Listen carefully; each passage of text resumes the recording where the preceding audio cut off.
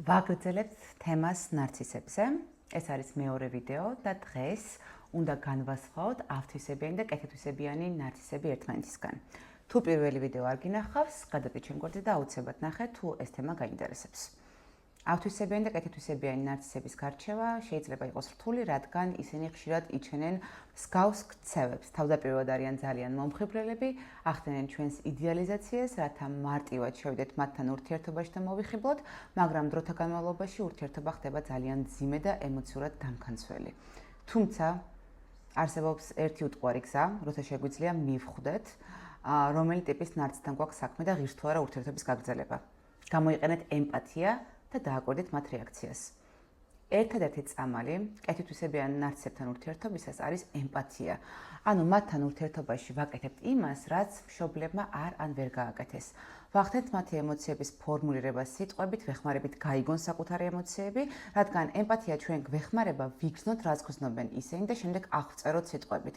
თანთანობით ისინი სწავლობენ გახსნას და აქვთ მადლიერების შეგრძნება. თუ რა თქმა უნდა თქვენ გეყოფათ ნერვები.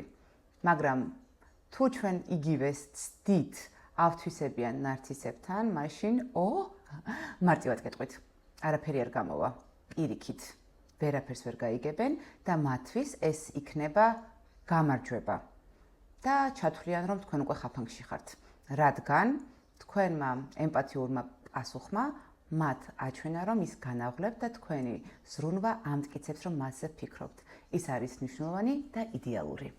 ამას მალევე მიხვდებით მისი რეაქციით, როგორც კი დაანახებთ ემპათიას, ეგრევე გადაიფურჩქნება, კიდევ უფრო მეტად ეცდება და განახოთ რა შესანიშნავი და იდეალურია და თქვენ კიდე იგრძნოთ ყველაფერს პირიქით. თითქოს რაღაც ისე ვერ არის თქვენში. თითქოს თქვენ ხართ რაღაც ცუდი, დამნაშავეც. მასთან არასდროს არ უნდა ელოდოთ იგივე ემპათიის გამოჩენას, ხოლო კეთილთვისებიანი ნარცისები თქვენს ემპათიურ პასუხზე აუცილებლად მოგცემენ რაღაც რეაქციას, თუნდაც ნელ-ნელა, თუნდაც ცოტა. შეიძლება თავიდან გაუჭირდეთ ეს, რადგან არ გენდობიან, მაგრამ თქვენ იგრძნობთ ან მადლიერების გზნობას, ან ის რომ უფრო გაიხსნენ, ან ის რომ დაიწყეს პოზიტიური ემოციების გამოვლენა, თუმცა მაინც ფრთხილად იქნებიან. დასკვნა რა გვაქვს? თუ თქვენი ემპათია იწევს მხოლოდ მანიპულაციას და გაუარესებულ ურთიერთობას, ეს არის ავთვისებიანი ნარცისი და უნდა გაეცალოთ, სხვა გზა არ არის. ხოლო თუ თქვენი ემპათია იწევს შემდეგ ურთიერთობის გაუმჯობესებას და თქვენ გრძნობთ პოზიტიურ პასუხს მისგან, შეიძლება ეს იყოს პოზიტიური, ანუ კეთილთვისებიანი ნარცისი და შეგიძლიათ მასთან ურთიერთობა, მაგრამ ძალიან დიდი დროს წაიღებს. სულ ეს იყო.